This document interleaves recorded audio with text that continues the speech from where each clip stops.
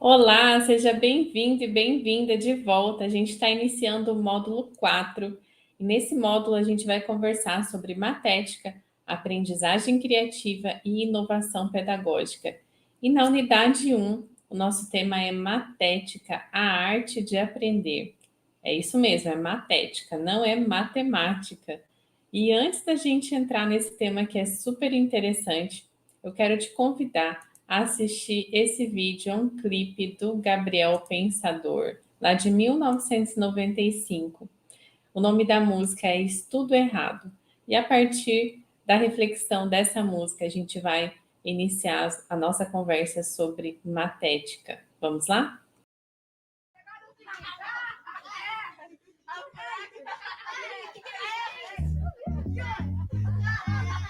Atenção para a chamada. Aderbal. Presente. Aninha. Eu. Breno. Aqui. Carol. Presente. Douglas. Alô. Fernandinha. Tô aqui. Geraldo. Itamarzinho. Faltou. Juquinha. Eu tô aqui pra quê?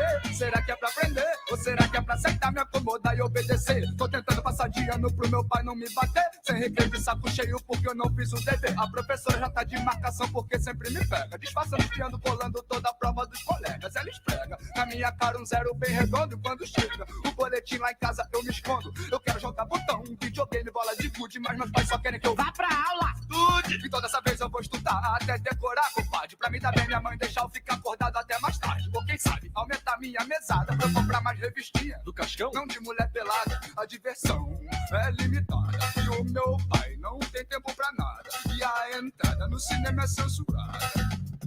Vai pra casa, pirralhada. A rua é perigosa, então eu vejo televisão. Tá lá mais um corpo estendido no chão. Na hora do jornal eu desligo porque eu nem sei o que é inflação. Ué, não te ensinaram? Não, a maioria das matérias que eles dão eu acho inútil, em vão, pouco interessantes, eu fico puto. Cansado de estudar, de madrugar, que sacrilégio. Vai pro colégio. Então eu fui relendo tudo até a prova começar. Voltei, louco pra contar. Ganhei, tirei um 10 na prova, me dei bem, tirei um 100. Eu quero ver quem me reprova, decorei toda a lição. Não errei nenhuma questão, não aprendi nada de bom, mas tirei 10. Ganhei, tirei um 10 na prova, me dei bem, tirei um 100. Eu quero ver quem me reprova, decorei toda a lição. Não errei nenhuma questão, não aprendi nada de bom, mas tirei 10. Boa, filhão. Amanhã eu esqueci, decorei, copiei, memorizei, mas não entendi. Quase tudo já perdi. Amanhã eu esqueci, decorei, copiei, memorizei, mas não entendi. Decoreba, esse é o método de ensino, eles me tratam como a beba. E assim eu não raciocino, não aprendo as causas e consequências, só decoro os fatos. Desse jeito até a história fica chato, mas os velhos me disseram que o porquê é o segredo. Então, quando eu não entendo nada, eu levanto o dedo, porque eu quero usar a mente pra ficar inteligente. Eu sei que ainda não sou gente grande, mas eu já sou gente. E sei que o estudo é uma coisa boa. O problema é que sem motivação a gente enjoa o sistema. Bota um monte de abobrinha no programa, mas pra aprender a ser um ignorante. Ah, um ignorante. Por mim eu nem saía da minha cama. Ah, deixa eu dormir. Eu gosto dos professores, eu preciso de um mestre, mas eu prefiro que eles me ensinem alguma coisa que preste. O que é corrupção? Pra que serve um deputado? Não me diga que o Brasil foi descoberto por acaso, ou que a minhoca é hermafrodita ou sobre a tênia solidária. Não me faça decorar as capitanias hereditárias. Alô, o que vai cair na prova de amanhã? Quadrado da hipotenusa, cromossomas, tabela periódica, Vamos fugir dessa jaula, hoje eu tô feliz. Doutor presidente. Não, a aula, matei a aula porque não dava, eu não aguentava mais. E fui escutar o pensador, escondido dos meus pais. Mas se eles fossem da minha idade, eles entenderiam. Esse não falou que o maluco merecia. E sujou o inspetor. Acabou a farra, já passaram do coordenador. Achei que ia ser suspenso, mas era só pra conversar. Me disseram que a escola era o meu segundo lar. E é verdade, eu aprendo muita coisa. Realmente, faço amigos, conheço gente, mas não quero estudar pra sempre, então eu vou passar de ano. Não tem outra saída, mas o ideal é que a escola me prepare pra vida, discutindo e ensinando os problemas atuais. E não me dando as mesmas aulas que eles deram pros meus pais, com matérias das quais eles não lembram mais nada. E quando eu tiro 10 é sempre a mesma palhaçada. Mãe, tirei um 10 na prova, me dei bem, tirei um 100. Eu quero ver quem me reprova, decorei toda a lição. Não errei nenhuma questão, não aprendi nada de bom, mas tirei 10. Ô, filhão. Mãe, tirei um 10 na prova, me dei bem, tirei um 100. Eu quero ver quem me reprova, decorei toda a lição. Não errei nenhuma questão, não aprendi nada de bom, mas tirei 10. Boa, filhão. Encarem as crianças com mais seriedade, pois na escola é onde formamos nossa personalidade. Vocês tratam a educação crianças são os sócios. Quem devia lucrar só é prejudicado. Assim vocês vão criar uma geração de revoltados. Tá tudo errado e eu já tô de saco cheio. Agora me dá minha bola e deixa embora pro recreio. Chuquinha, tá falando demais. Assim eu vou ter que te deixar sem recreio. Mas é só verdade, pessoa. Eu sei, mas colabora. Senão eu perco meu emprego.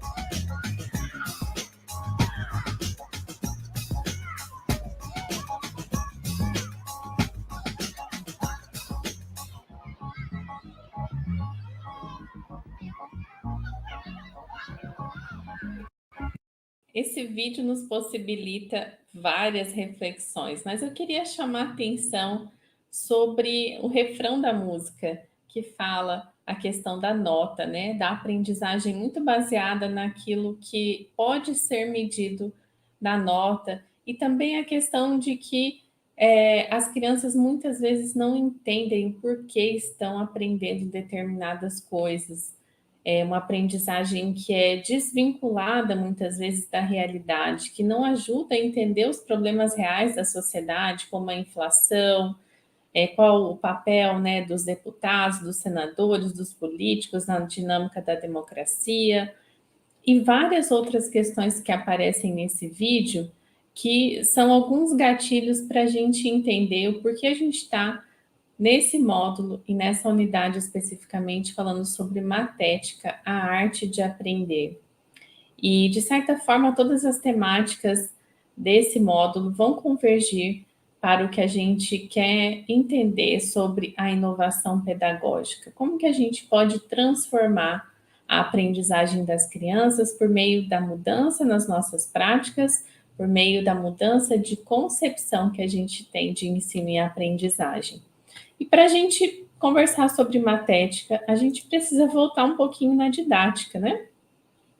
A didática é a arte de ensinar. Vocês já devem ter estudado no decorrer da trajetória sobre o Comênios, né, o pai da didática, sobre várias questões teóricas e metodológicas que envolvem essa arte de ensinar. Então, o objeto de estudo da didática é o processo de ensino-aprendizagem sistemático desenvolvido pela atividade educativa do professor.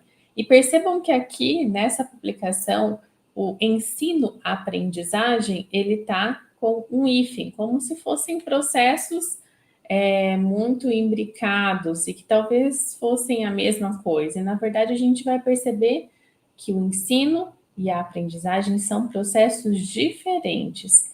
Daqui a pouco a gente vai entender mais sobre isso. Então, veja bem, aqui a gente trouxe também uma citação do Libânio para a gente entender um pouquinho dos fundamentos da didática, né? A didática investiga as condições e formas que vigoram no ensino e, ao mesmo tempo, os fatores reais, sociais, políticos, culturais, psicossociais, condicionantes das relações entre a docência e a aprendizagem, ou seja, destacando a instrução e o ensino como elementos primordiais do processo pedagógico escolar. Traduz objetivos sociais e políticos em objetivos de ensino, selecione e organize os conteúdos e métodos e, ao estabelecer as conexões entre ensino e aprendizagem, indica princípios e diretrizes que irão regular a ação didática. Então, aqui a gente já consegue ver que há uma diferença entre o ensino e a aprendizagem e que a didática busca fazer essas conexões. Voltando no século XVI, nós temos o famoso João Amós Comênios, né, com a sua Didática Magna, ou o Tratado da Arte Universal de Ensinar Tudo a Todos. E olha só o que o Comênios disse lá na Didática Magna. A proa e a polpa da nossa didática será investigar e descobrir o método segundo o qual os professores ensinem menos e os estudantes aprendam mais. Ora, se o próprio Comênios já estava preocupado com a questão do ensino, de que os professores deveriam ensinar menos e os estudantes aprenderem mais, como foi que a gente perdeu a perspectiva da aprendizagem ao longo desses tantos anos aí de educação escolarizada? Então, a didática, a arte de ensinar tudo a todos, não foi o único objetivo de Comênios. Para que os professores ensinassem menos e os estudantes aprendessem mais, era necessário pensar na atividade dos estudantes. E foi o que o Comênios fez. Ele dedicou grande parte da sua última obra, chamada Spicilegium Didaticum, à matética, definindo a matética, em oposição à didática, como a arte do discente, que consiste na tarefa de aprender e de conhecer as coisas e procurar a ciência das coisas. Mas pouca gente sabe dessa obra, ela não é traduzida para o português, na verdade, ela está em latim. E aqui no Brasil, a gente tem uma professora lá do Instituto Federal de São Paulo, a professora Paloma Chaves. Inclusive, já fez várias parcerias aqui na UFMS, várias palestras, algumas lives. E ela tem um vídeo no canal dela do YouTube que ela explica um pouquinho desse contexto, de como o Comênios construiu esse conceito da matética em oposição à didática, e ela tenta entender um pouquinho por que isso foi deixado de lado ao longo da história e que pouquíssimas pessoas conhecem o termo matética. E ela traz alguns fundamentos, traz também o Papert, que depois resgatou esse termo da matética, trouxe ele de volta ao campo educacional e que hoje é fundante para a gente entender a perspectiva da inovação pedagógica, por que a gente usa metodologias ativas de aprendizagem, por que cada vez mais a gente tem discutido a importância de colocar o estudante no centro do processo de aprendizagem, de que ele seja protagonista, de que as aprendizagens sejam cada vez mais conectadas com o mundo real, para que as crianças e os jovens percebam o motivo pelo qual eles estão aprendendo determinados conteúdos na escola. Então, a matética é a arte de aprender, ela é a ciência da aprendizagem, ela compreende o ensino e a aprendizagem como processos distintos e ela vê o professor como esse construtor de oportunidades de aprendizagem e valoriza a autonomia e o protagonismo do estudante. E agora a gente vai assistir o vídeo da professora Paloma explicando um pouquinho desse contexto tão importante para a gente poder avançar.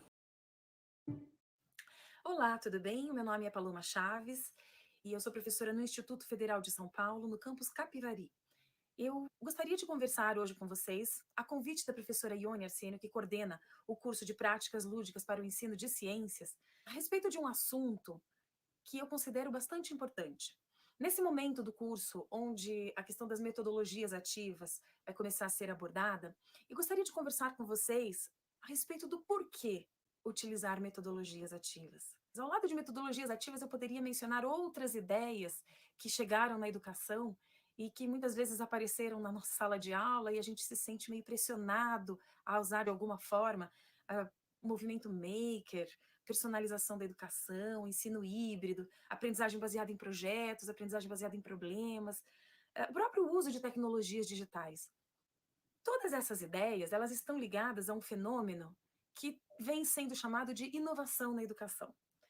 E esse movimento de inovação da educação, ele vem crescendo muito, especialmente agora a partir do início do século XXI. Parece que veio uma onda gigante e começou a incomodar a forma como as escolas sempre trabalharam, sempre se organizaram. Acontece que muitas dessas coisas que hoje nós chamamos de inovação na educação têm sua origem há muitos e muitos anos atrás. E eu não vou falar propriamente a respeito de nenhuma dessas propostas, nem mesmo de metodologias ativas, que é o tema específico que vai ser abordado nesse momento do curso, mas eu quero falar com vocês sobre uma concepção pedagógica que permeia todas essas propostas. A concepção que está por trás da ideia de inovação em educação. E eu vou recorrer a um termo que, infelizmente, é muito pouco conhecido na área de educação. E esse termo é matética. Vocês já ouviram falar nessa palavra? É curioso que eu tenho feito essa pergunta em muitos lugares por onde eu tenho passado e, invariavelmente, as pessoas me dizem que não conhecem essa palavra. Nem mesmo o Google compreende quando eu faço essa pergunta para ele. Quando eu digito matética no Google, ele me pergunta: você quis dizer matemática? Não, eu quis dizer matética mesmo. Essa palavra foi cunhada pela primeira vez por uma pessoa que é bastante conhecida de nós, profissionais da área de educação, especialmente nós que tivemos a formação em pedagogia. Mas também os professores que tiveram formação em licenciatura certamente já ouviram falar de João Amós Comênios. Comênios é conhecido como o pai da didática. E ele é conhecido como pai da didática porque em 1649 ele publicou uma obra que é sua obra-prima, que é chamada Didática Magna, que Comênios audaciosamente chama essa obra de A Arte de Ensinar Tudo a Todos. E nessa obra ele traz uma definição de didática, que quer dizer a arte de ensinar. Pois bem, naquele contexto, em 1649, século XVII, não fazia muitos anos que a escola moderna, talvez mais parecida com a escola que a gente conhece hoje, havia começado especialmente ali na região da Alemanha, a partir da Reforma Protestante. Poucos anos depois da Reforma Protestante, Martinho Lutero propôs a criação de escolas públicas, gratuitas e obrigatórias em toda a Alemanha. E o intuito dele era ensinar o povo a ler, a escrever, para que o povo pudesse ler a Bíblia em sua própria língua, no caso alemão. Porque a Bíblia, originalmente escrita em grego e hebraico, ela era sempre abordada em latim pela Igreja Católica. Então, Lutero, no movimento da Reforma, defendia a ideia de que o povo deveria ser capaz de ler e interpretar a Bíblia a partir da sua própria capacidade intelectual, sem depender de um intermediário da Igreja que fizesse isso, eventualmente distorcendo alguma ideia. Bom, a Igreja Católica, num movimento que ficou conhecido como a Contra-Reforma, se organizou também para criar escolas por meio da criação da Companhia de Jesus. E essa companhia, que criou as escolas jesuítas, que existem até hoje, se organizou, se estruturou para fazer isso da melhor forma possível. Esse era o cenário quando Comênios, que era de origem protestante, tcheco, ele cria essa obra, depois que a Igreja Católica, a Companhia de Jesus, já havia escrito um documento bastante importante também para tentar organizar, estruturar melhor as escolas, que era a Ratio Studiorum. Então, o Comênios, como um protestante, na linha protestante, criou a Didática Magna, com o intuito de estruturar melhor a escola para que ela atingisse melhor o seu objetivo, que era de proporcionar aprendizagem para os alunos. Pois bem, Comênios cria essa obra e discute a importância do ensino e como o ensino deve ser feito, a arte de ensinar. Acontece que, 10 anos após a morte de Comênios, em 1680, uma obra póstuma foi publicada a partir dos escritos de Comênios. E essa obra se chama Spicilegium Didaticum. Essa obra manuscrita está hoje disponível na Biblioteca Nacional da Holanda. Originalmente, essa obra estava na biblioteca da Universidade de Amsterdã, onde Comênios lecionou por muitos anos. Spicilegium Didaticum. Esse termo, Spicilegium, literalmente quer dizer um feixe de milhos que foram colhidos em uma segunda colheita, porque foram milhos que foram negligenciados na primeira colheita. Portanto, Spicilegium traz a ideia de algo importante, de valor, mas que foi negligenciado num primeiro momento. Spicilegium Didático, portanto, é uma obra que procura resgatar algumas ideias importantes que foram negligenciadas em sua primeira grande obra, Didática Magna. Esse livro, Spicilegium Didaticum, ele possui apenas 2 capítulos. E o primeiro e maior capítulo tem o nome de matética. É daí que vem essa palavra matética. A matética é definida logo no início desse capítulo, exatamente como a arte de aprender. Portanto, se didática é a arte de ensinar, matética é a arte de aprender. Veja bem, Comênios havia registrado, provavelmente ao longo daqueles anos após a publicação de Didática Magna, uma preocupação com a forma com que, na educação, a arte de aprender havia sido negligenciada. As pessoas passaram a se concentrar tanto na arte de ensinar que deixaram de lado aquilo que é o mais importante na educação, que é justamente a aprendizagem. Eu não sei se vocês já repararam que na educação tudo gira em torno do ensino. Nós temos sistemas de ensino, instituições de ensino, diretorias de ensino. Isso quando não temos, por exemplo, o material didático, que é a arte de ensinar. Nós temos aulas de didática, departamentos que cuidam do ensino nas universidades, que formam os profissionais da educação. Os professores fazem, por exemplo, planos de ensino. Então, se você reparar, na educação, quase tudo gira em torno do ensino ou da didática. A pergunta que fica é, se o maior objetivo da educação é a aprendizagem, por que se fala tanto em ensino e tão pouco em aprendizagem? Por que se fala tanto em didática e nada a respeito de matética? Muitas pessoas se incomodam com esse tipo de abordagem que eu estou fazendo a respeito do ensino-aprendizagem quando eu faço uma distinção entre eles, quando eu coloco ensino e aprendizagem como duas coisas distintas. Isso porque muita gente entende que ensino e aprendizagem são parte de um único processo. Inclusive, muitas vezes, as palavras ensino e aprendizagem são usadas interligadas por um hífen e precedidas da palavra processo. Então, quando falamos de processo de ensino-aprendizagem, aparentemente, estamos falando de um único fenômeno, o fenômeno do ensino-aprendizagem, o fenômeno do ensino que produz aprendizagem, o fenômeno do ensino que se concretiza por meio da aprendizagem. Não haveria nenhum problema da gente olhar para esse processo de ensino-aprendizagem como sendo um único fenômeno, como sendo um processo único, se de fato todo o ensino produzisse aprendizagem. O problema é que isso não acontece. A respeito disso, Eduardo Chaves, que foi professor de filosofia da educação na Unicamp por muitos anos, em 1979 publicou um capítulo de um livro chamado A Filosofia da Educação e a Análise de Conceitos Educacionais. E nesse capítulo, ele discute basicamente os conceitos de ensino, aprendizagem e educação. Em relação aos conceitos de ensino e aprendizagem, ele faz uma discussão bastante interessante a partir de duas perguntas. A primeira é, pode haver ensino sem que haja aprendizagem? E a segunda, pode haver aprendizagem sem que haja ensino? Essas perguntas são muito interessantes, porque se a gente para pensar, não é difícil a gente perceber que nem todo ensino produz aprendizagem. Nem tudo aquilo que nós, professores, ensinamos se converte em aprendizagem para os nossos alunos. Isso não é um processo automático, não é um resultado óbvio. O ensino é um processo e a aprendizagem é outro. E, seguindo no raciocínio do professor Chaves, nem toda aprendizagem é fruto de ensino.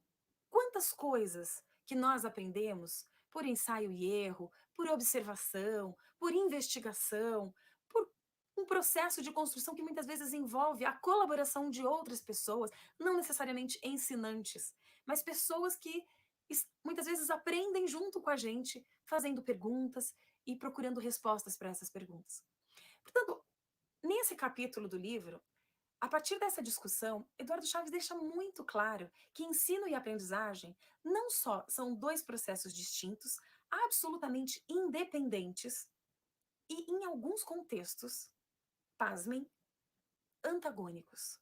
Muitas vezes, dependendo da perspectiva que você olha, o ensino se opõe à aprendizagem. Por mais que pareça meio chocante essa afirmação, se a gente pensar que no ensino o protagonista é aquele que ensina, e na escola essa pessoa é o professor, não vai ser difícil a gente perceber que na aprendizagem, o protagonista é aquele que aprende, que na escola é o estudante.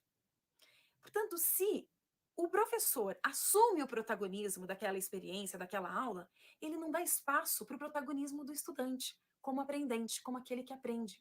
Talvez isso explique, por exemplo, o fracasso na educação, quando a gente percebe que os nossos alunos não estão aprendendo. E quando a gente quer resolver esse problema de aprendizagem, a gente aumenta a quantidade de ensino, a gente aumenta as pesquisas de ensino, em vez da gente entender a aprendizagem. Em vez da gente se tornar especialistas no ensino, deveríamos nos tornar especialistas na aprendizagem. Possivelmente, como especialistas em aprendizagem, nós poderíamos ajudar muito mais os estudantes no seu processo de aprendizagem. Então, essa é a primeira questão que se coloca. É importante fazer a distinção entre ensino e aprendizagem, porque se o ensino não está produzindo aprendizagem e eu continuo centrada no ensino, eu jamais vou atingir o meu objetivo de melhorar a aprendizagem dos meus estudantes. Em 1980, exatamente 300 anos depois da publicação da obra Specilegium Didaticum, Seymour Papert, um professor do MIT, um matemático, um pesquisador, um precursor no uso de tecnologias na educação, publicou um livro chamado Mindstorms: Children, Computer and Powerful Ideas. Esse livro foi publicado em português sob o nome Logo, porque o Papert criou uma linguagem de programação. Ainda na década de 60, ele começou seus estudos nessa área e criou uma linguagem de programação voltada para crianças, a partir de uma visão de que o computador seria uma excelente ferramenta não de ensino, mas uma ferramenta de aprendizagem. Uma ferramenta onde a criança poderia, ela sim, ensinar o computador, e nesse processo de ensino, ela aprenderia. Ela necessariamente teria que construir conhecimentos matemáticos, no caso, porque era a área em que ele desenvolvia a pesquisa dele. Pois bem, nesse livro, Papert resgata esse termo matética que havia sido proposto por Comenius. E ele resgata num contexto interessante, onde ele denuncia a importância exacerbada que as universidades, a academia de um modo geral, dá para o ensino e a negligência que essas mesmas universidades têm em relação à aprendizagem. Ele diz que o ensino é reverenciado pela academia, mas que a aprendizagem é uma órfã acadêmica. Então, Papert propõe que a primeira coisa que precisa ser feita para reparar esse erro, essa falha grave que existe na formação dos professores, é a escolha de uma palavra para designar essa área de estudos, essa área que precisa ser estudada e ser levada a sério. E a palavra, então, que ele propõe é matética. Matética é uma palavra que vem do grego e está relacionada à aprendizagem. Inclusive, a raiz dessa palavra, math, é a mesma raiz da palavra matemática. Os matemáticos tinham tanta certeza de que a única coisa que era realmente importante para as pessoas aprenderem era aquilo que eles desenvolviam, que eles roubaram esse termo da matética para atribuir exatamente para a área deles. E hoje, a matemática, ela é confundida hoje simplesmente com números e contas e fórmulas, que são as coisas que a gente costuma aprender na escola a respeito de matemática. Tanto Papert como um matemático propõe que seja feito um reparo histórico e esse termo matética seja devolvido à educação com toda a sua magnitude, com tudo aquilo que ela significa, que é a arte de aprender. Em 1993, Papert publica um outro livro chamado The Children's Machine, onde ele fala do computador como a máquina das crianças. E ele traz uma definição de matética. Mais uma vez, ele traz a questão da matética como uma proposta, uma área que necessita ser estudada e levada a sério na educação. E ele traz uma definição de matética, uma definição dele. E ele diz que matética é o conjunto de princípios que rege a aprendizagem. Nesses dois livros, Papert discute alguns desses princípios. Papert faz uma distinção, por exemplo, entre conhecer e fazer. Ele diz que a aprendizagem, ela não deve se restringir à experiência de conhecer coisas, numa dimensão abstrata.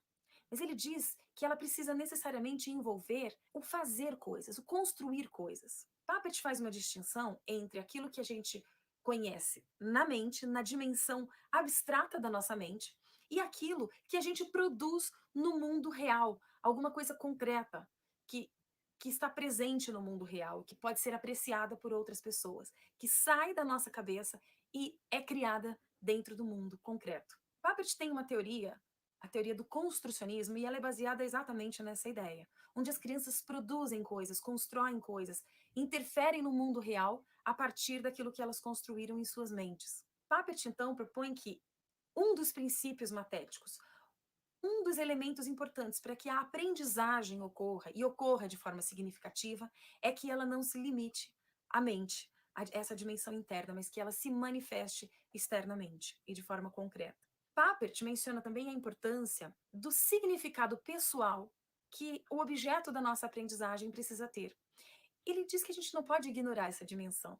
Se aquilo que a gente vai aprender não possui um significado pessoal, não tem um sentido para cada um de nós, simplesmente nós não aprendemos. Esse fenômeno é facilmente comprovado quando a gente percebe, depois de todo o período de escolarização, o que foi que sobrou para a gente? O que restou realmente de aprendizagem? O que eu posso dizer que eu realmente aprendi?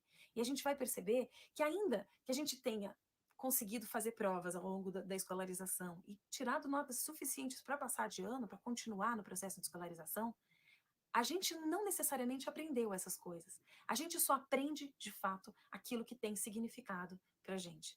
Então ele diz que a educação não pode negligenciar essa dimensão do significado pessoal envolvido no processo de aprendizagem. Papert fala ainda a respeito da ideia da aprendizagem, daquilo que é útil e daquilo que dá prazer.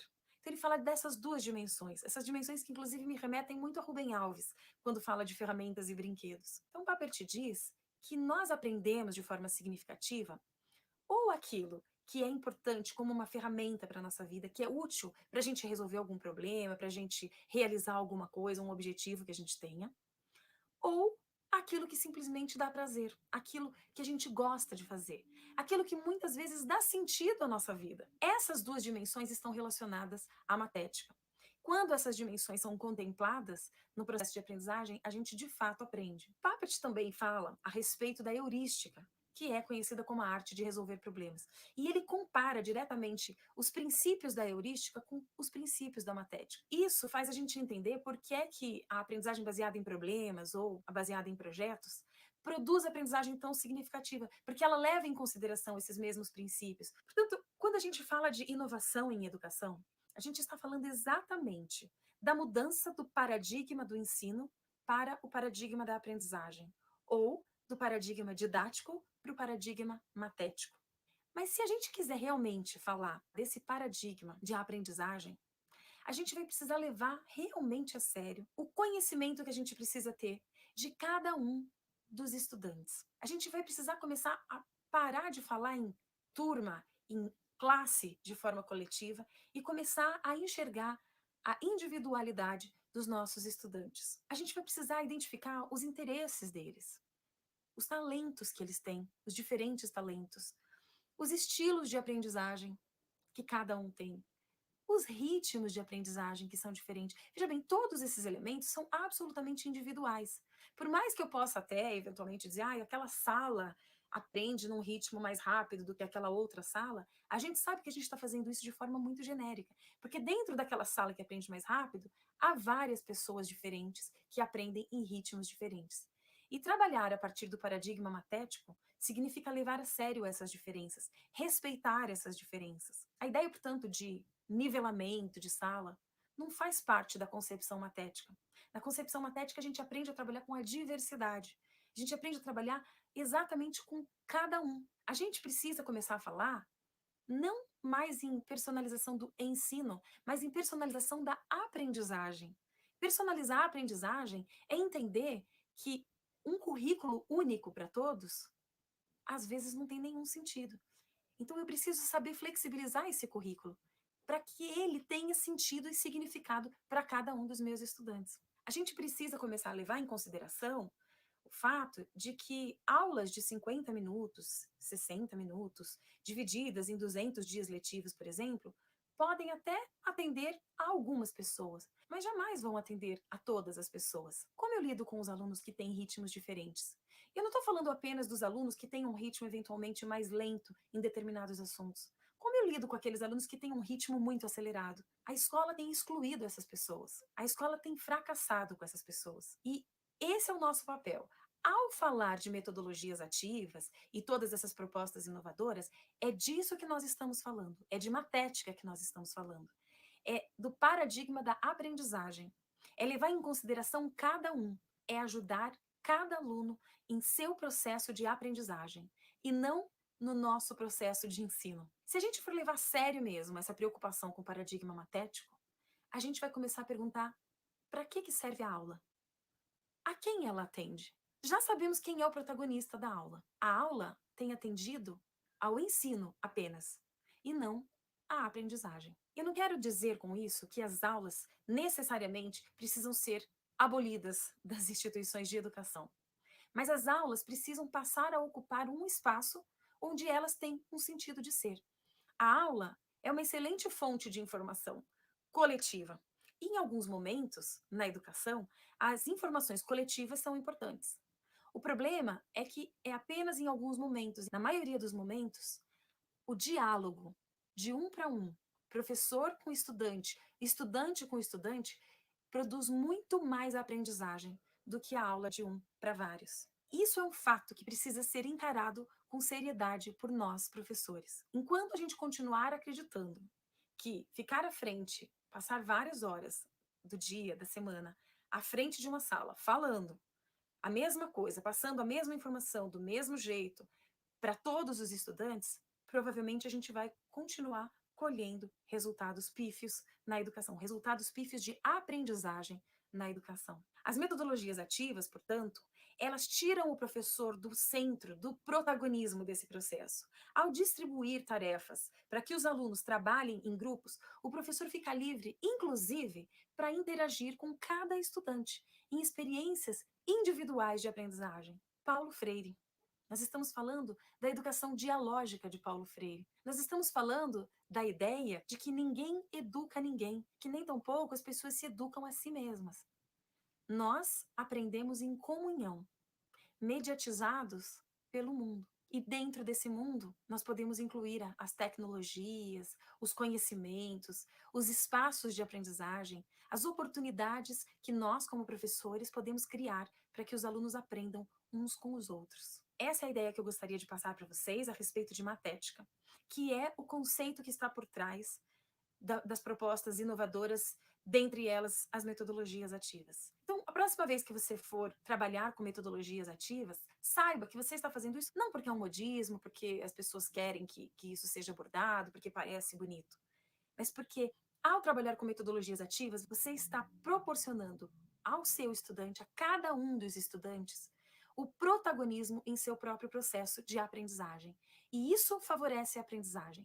E isso possibilita que eles aprendam de forma muito mais significativa e efetiva. Muito obrigada, professora Paloma, por esse vídeo maravilhoso que eu sempre indico nas minhas disciplinas, porque realmente é um vídeo que traz uma contextualização histórica e traz uma perspectiva muito sensata de como a gente pode pensar a inovação pedagógica, o uso das metodologias ativas, das tecnologias digitais, sem essa perspectiva de estar caindo no modismo, mas de que a gente está olhando de uma forma diferente para essas estruturas que movem a aprendizagem, o ensino, o protagonismo dos estudantes. Então, é uma mudança de perspectiva, uma mudança de paradigma que é super importante para quem quer ajudar os estudantes nessa transformação da aprendizagem. E a gente tem como referência dessa unidade um texto da Fernanda Gouveia, cujo título é Da Didática à Matética, o papel do professor como mediador qualificado, que está dentro do livro Didática e Matética, também organizado pela Fernanda Gouveia e pela Gorete Pereira, que é o único livro que está disponível online na biblioteca da Universidade do Minho. Uma publicação excelente e muito inovadora, que traz vários textos sobre matética. Então, é imprescindível que vocês leiam esse texto e que vocês acessem também o livro completo. Se você tiver interesse em se aprofundar mais nessa temática, o livro é super importante. E eu trouxe aqui alguns trechos desse texto da Fernanda, e que corroboram com tudo aquilo que a Paloma já falou no vídeo, né? De um lado, nós temos a didática, como um corpus de saberes específicos relativos ao como ensinar, e do outro nós temos a matética, como corpus de saberes relativos ao como aprender. Então, ela diz nesse texto que existe uma dialética entre a didática e a matética, sendo visível uma consciencialização aberta a espaços dialógicos.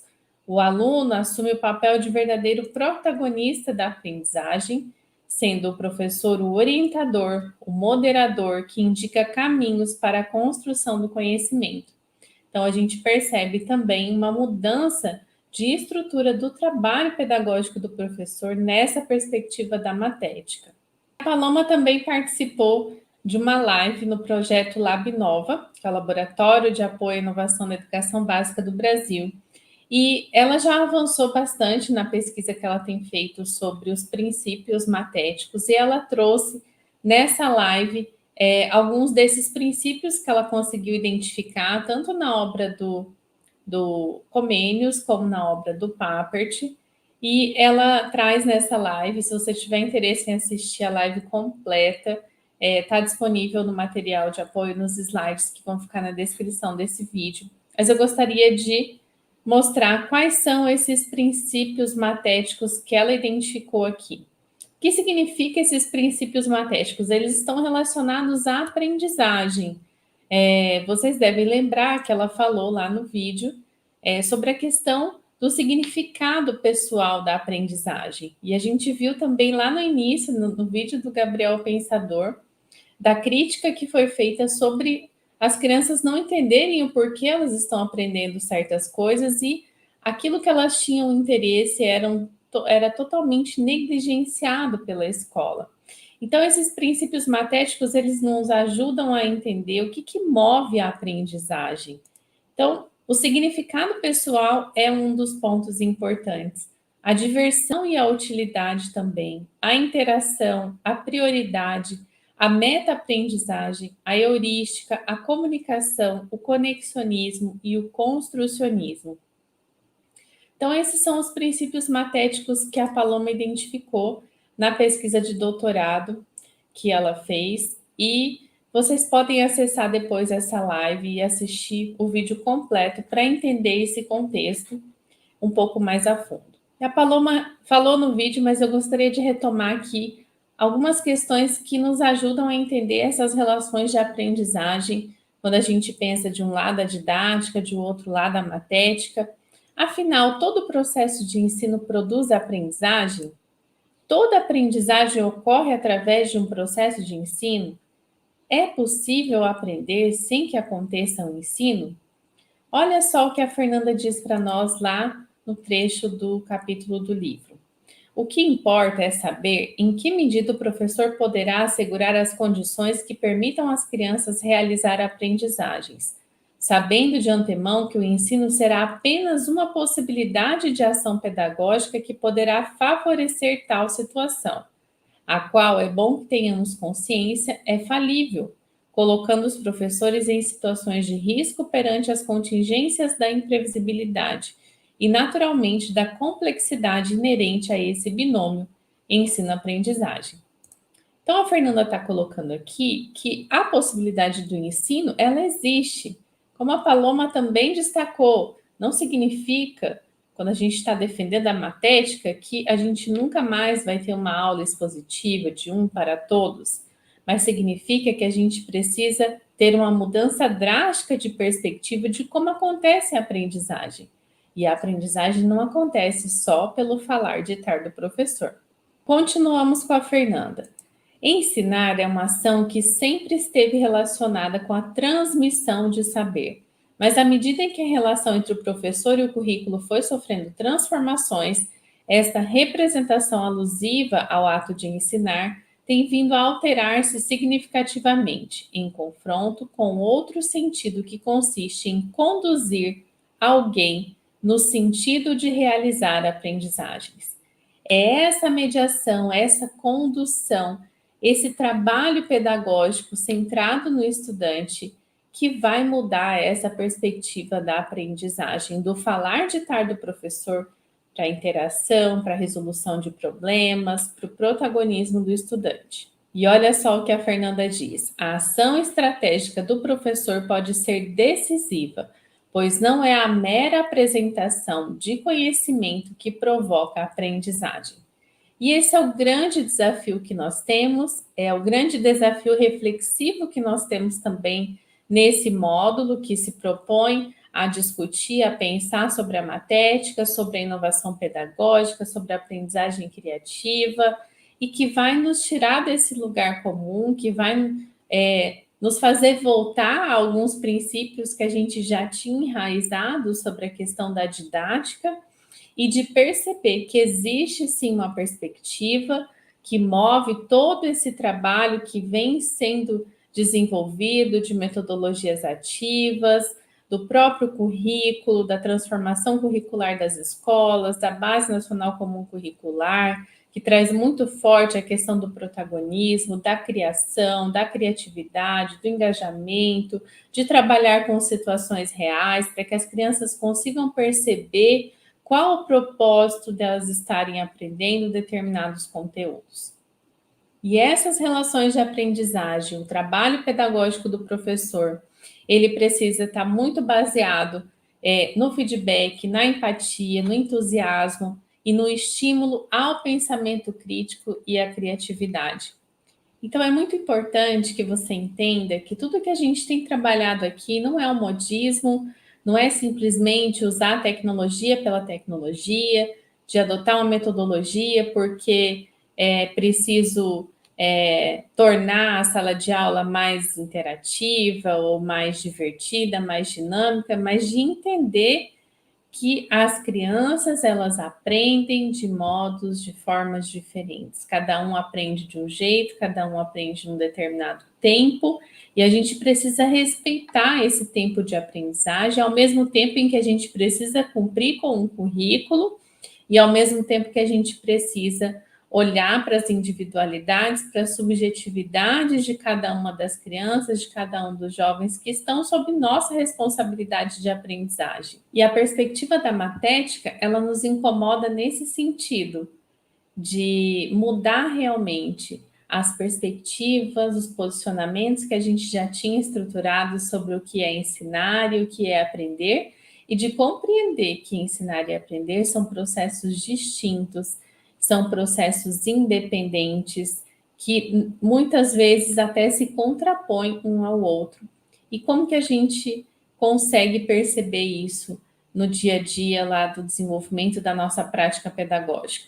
A gente consegue perceber isso com diálogo, com avaliação, com construção de experiências de aprendizagem que a gente consiga fazer essas mediações, que a gente consiga ouvir as crianças, ouvir os seus interesses e perceber aquilo que elas conseguem se envolver mais e para onde a gente pode caminhar com o nosso planejamento, para que realmente elas se sintam engajadas, para que realmente elas aprendam, para que realmente elas vejam significado naquilo que elas estão aprendendo. E essas foram as referências utilizadas para a elaboração dessa videoaula. Não esqueça que aqui na descrição do vídeo você acessa os slides com o material de apoio. E a gente fica por aqui e eu te vejo em breve. Até lá!